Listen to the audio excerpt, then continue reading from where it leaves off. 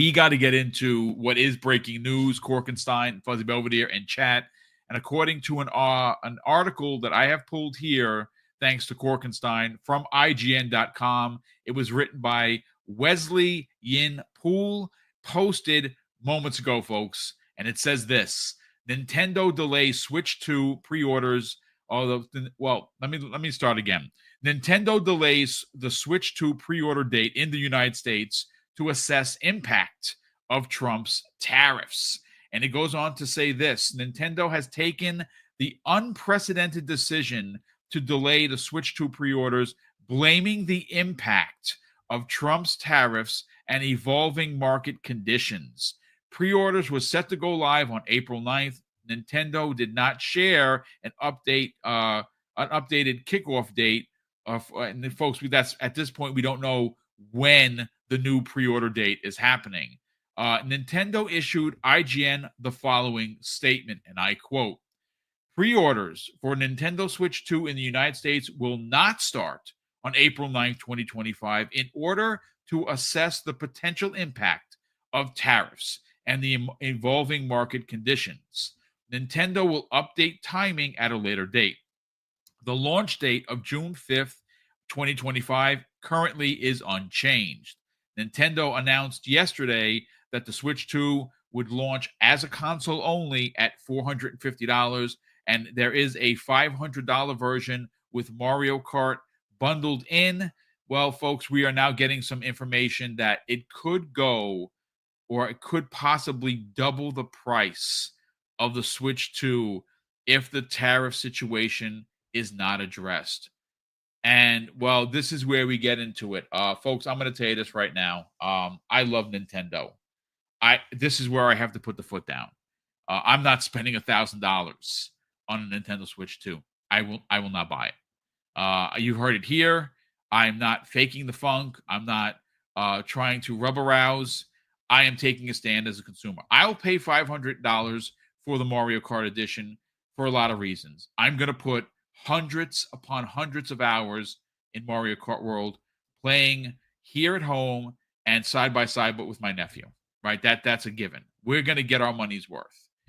What I refuse to do is, thanks to some political horse, you know what, be charged $1,000 potentially for a Switch 2. I'm not doing that. Now, here's the thing. If you think it's only going to be Nintendo that's going to raise the prices, you are wrong. If they don't come to some sort of an agreement, PS5 is going up, Xbox Series X is going up, and gamers who don't have consoles are going to have to depend on cloud and playing on their TV, because no one's going to be able to afford these systems. $1,000. I mean, I'm excited for the Switch 2. I'm not that excited, Korkenstein. Let's go to you first on this breaking news. And again, folks, I was in several DMs where, no names here, where tariffs were touted as the reason. And some of that there was a lot of pushback that tariffs had nothing to do with it. Now, maybe they were referring to the software. I still think tariffs have something to do with it. We heard reports from Bloomberg that they did. And I do believe that corporate greed is still a part of this. There is no doubt about it, right? But I do think that looking long range, that tariffs were a part of it. Well, here we are, folks. Tariffs have officially not only delayed the pre-order date from the 9th to whenever. We could see a Switch 2 go up in price to $1,000, which is freaking crazy. I'm not about that life. Korkenstein, let's talk about it. Yeah, this is definitely some breaking news. We'll have to see, because if they truly do, I mean, yeah, some of these, they probably already have these in stock. They already have some of these made. If they're still across the sea, they'll have to be shipped, which is probably where the tariff part comes in. Yeah, I honestly, this is kind of unprecedented. I mean, I don't know. I don't think Nintendo could get away with 1,000. Even at $600, Memecast guy says, "Wow, these tariffs could make this a $600 system." LOL, great. I could see 600. I definitely could see 600. at least $100 increase. I'd be shocked if it was anything less than that. The release date is still for June. Yeah, By the that's been way, unchanged according to Nintendo. Yes. yeah, that's still unchanged. But yeah, I mean, this is going to have to be something. I mean, and this is going to be something that they're just going to have to figure out because they don't have pre-order data. So that's the thing. They could have wish lists that they could go off of, or consumer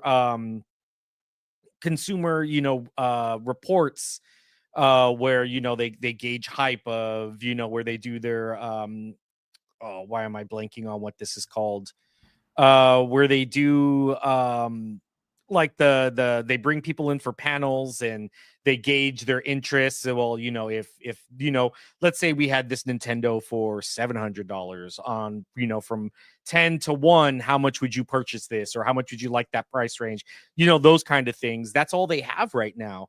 And now that all that data is useless. Right. They have no idea how to gauge this or what to gauge this as. Focus groups. Thank you, Nino. That's what they're called. Yeah, they just have focus group data right now. They just have market research of looking at previous, history. But again, we're not living in times where it's previous history in this sense. This is all unprecedented. So what does Nintendo do? It's going to be interesting. This is going to, I think, make or break Nintendo's push for Switch 2. Yep. Because at $450, it was kind of like, okay, yeah, that's standard. Like I said, I was 100% with Fuzzy Belvedere. I think almost everybody was, where I didn't have a problem with the price point for the Switch. $600 though, that's a problem. Especially when you're seeing the Xbox, which is, still in stock at $600, and you could still get probably a better next gen machine with the Xbox Series X and the Xbox Series S. I don't know. I don't even think the games that Nintendo showed will be enough, especially if you're looking at $80-$90 price tag. You're almost paying the price of a PS7 Pro just for a PS5 Pro just for a game and system. I think this is a chance. But I don't know if Nintendo can take the loss. That's the thing. They're so hardware reliant. Yes. Same with PlayStation. Yep. They're hardware reliant. This is where, I'm talking in another Discord about this, where they're diverse. This is where Xbox is forward thinking again. A lot of people were saying they're too far ahead of the curve. They're making changes that, will bite them in the ass, like the Xbox One. No, it hasn't. They diversified their portfolio. They diversified their line. They became less hardware reliant. And I mean, there's no way they could have expected these tariffs to happen like this, or for this stuff to happen. But they knew that prices were going to increase sooner than later. And Right. They wanted to move away from that and become a lot more software reliant than hardware reliant. And now this is definitely something where they were just on that curve at the perfect time. Like you said earlier, we all said it's a perfect storm for Xbox. So Nintendo, I think at this point, like I said, they're $450. They should just eat the loss. They've already did their marketing blitz. They already pushed. They've already made the out. consoles as well. So Yeah. again, so and I let think me just add to that. Let me just add to that, Corkenstein, because Yeah. I went crazy. I said $1,000. I was beside myself. So the report now is up 50%, which half of 500 is $250. So let me get my math. I'm no mathematician, folks, but I know basic math. That would ultimately bring the Mario Kart edition to $750. And I'm going to say this right now live on the air. I know Iman Burns has been giving me shit in the DM about being a Nintendo fan and being a part of the problem. I do not apologize. I want this to be clear for being a Nintendo fan. I will pay easily the $500 for the Switch. What I'm not going to do is pay $750 for a Switch 2 with Mario Kart. I at that point, I first of all can't afford to do that when you're trying to save for your first home, and I absolutely refuse to give in to that kind of that to me is now that's setting a precedent that once it's there, I don't think you can go back. and I'm not going to be a part of that. And I think that you'll see I think that this tariff thing is gonna hurt Nintendo in a big way, because I don't know anybody in the chat here. And if you have money like that, that's awesome. And I'm not hurting for money, folks, but I am not spending $800 plus after tax for a Switch 2 that's underpowered. That's not even as powerful as the Series S. That's why I did not buy a PlayStation 5 Pro, because that $700 to $800 that I would have spent didn't justify what that console is going to be used for. So, I said that earlier. What was PlayStation's excuse? That was his pre-tariff, and they're at $700, $800, almost $1,000 if you want that little stupid stand or CD. You know, what was their excuse? But I was gonna make fun of you, Boom. I was like, oh, your Nintendo shilling has a price point. It's $750. There you go. Listen, there are limitations, folks, and that's going to be it for me. I mean, I love Nintendo. I don't blame you. And I've seen a few people, this isn't Nintendo's fault in a sense. This has kind of put them in a situation that they never really expected. People should have, I mean, Fuzzy said it too. I mean, people should have expected tariffs, but the way this went, where now new countries are being added that companies switch their markets to not be hit as hard, are now being hit as hard. So this is definitely not something that is Nintendo's fault in a sense. I'm not blaming Nintendo for their pure greed for greed or anything like that. I'm just saying I think it's just I think this is going to be a point where the marketing's already out for Nintendo. The people are expecting 450, and now you're going to change it radically. It puts Nintendo in a horrible spot that, $600, $700 now for the Switch 2 that you said, like we all said, is underpowered compared to a Series X or, it's this could be definitely something that will make or break Nintendo. And it's kind of sad that they've been so hardware reliant a lot of the times. Same with PlayStation, but we'll see what happens. I think this is definitely going to be the push that kicks PlayStation and Nintendo into multi-platform. It Xbox might be. saw it, and they have no option now. What other option do they have? What you got to think about it right now. Look at it. What option does Nintendo have to open up their ecosystem, to make more money, to more sales, because keeping them locked in to $700 and now $80 games, that's unsustainable for consumers. What are they supposed to do? Where can they go? If you were in that position, what would you do? The answer is simple. PlayStation or on Steam, Xbox, PlayStation. Granted, you probably won't see Nintendo or Zelda or anything like that on, at least as of now. But I think you're definitely going to see a lot of the smaller titles maybe move at least to bare minimum PC. Yeah, King Webb literally just said 750 is a low end PC. Yep. That's shout out to King Webb for hanging out as always. Listen, Fuzzy, let's get your final thoughts on this. This is breaking news. Again, comes the way of IGN.com, written by Wesley Yin Poole. And this is, I agree 1,000% with Corkenstein. I think this really hurts Nintendo because, again, it puts them in their back against the wall. They're trying to account for potential future tariffs that are going to hurt their overall bottom dollar. Where I have pushback for Nintendo right now is they have these consoles made. That is what's been going on and talked about since the April, Nintendo Direct, that they are been stockpiling these things so they have enough for the pre-orders that are expected to sell out. Now, those were made at a certain price before tariffs. If they add that 50% rumored cost onto what they've already made, that is corporate greed. And I'm not going to stand for it. I love Nintendo.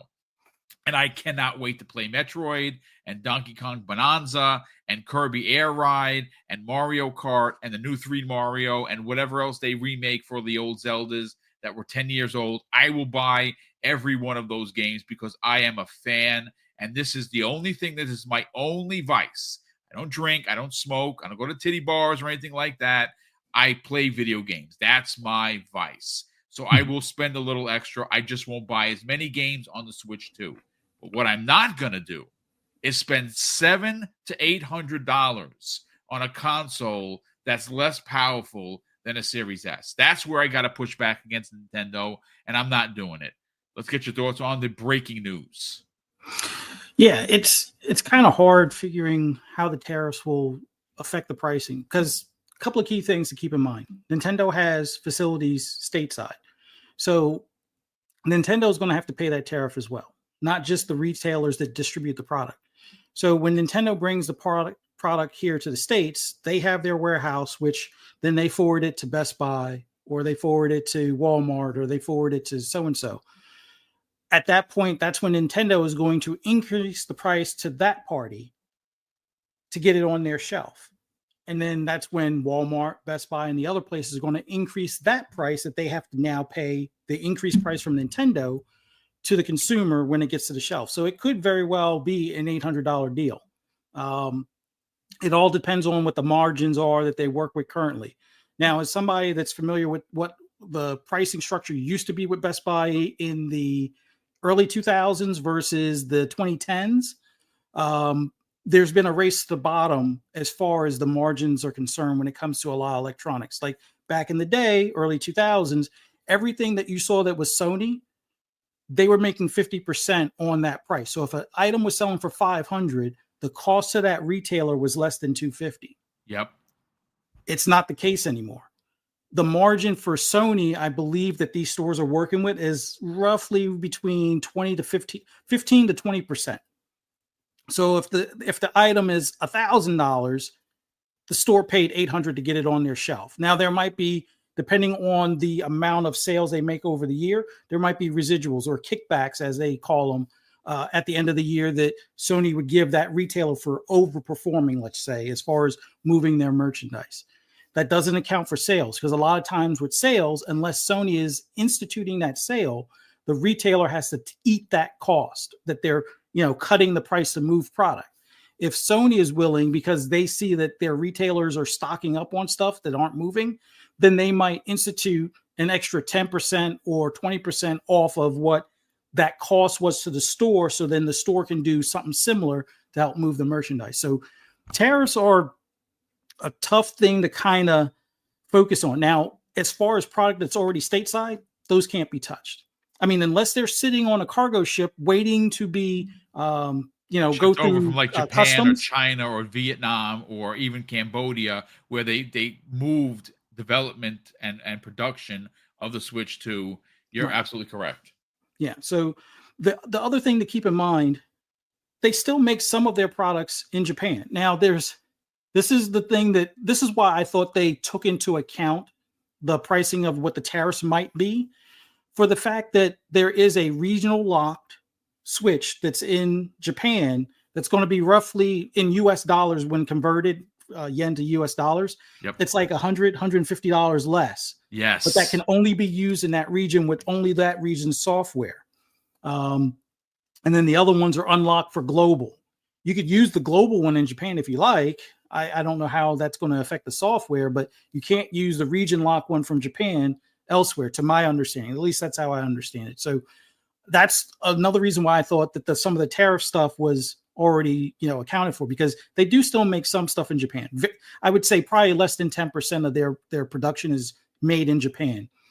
Prior to their move, probably the 80 or 90% was in China, but it now looks like it's probably somewhere close to 80 or 90% in Vietnam, which is one of the ones hit harder than Japan, and roughly around the same as what China's paying. Actually, I think China might be a smidge less by like 4 or 5% with all the additional stacking of tariffs and such. But with this delay, they're going to reassess. Like I said earlier, maybe they'll be the good guys and they'll stand up and say, we'll eat the cost for this first wave. I mean, they should, because there's no tariffs on it, but they're going to, spin it that way. So maybe it makes them have that appearance, and the unbeknowing of some of their customer base, the casual may not even be paying attention and be like, oh yeah, I'm still getting it for 500 or whatever. And then the other ones wind up coming out later being 700 and 800 or whatever the case may be.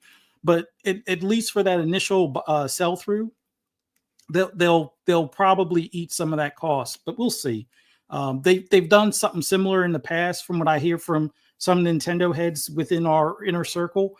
There was like like an ambassador program where the first few to get those devices were paying $100 less than what the retail eventually wound up being.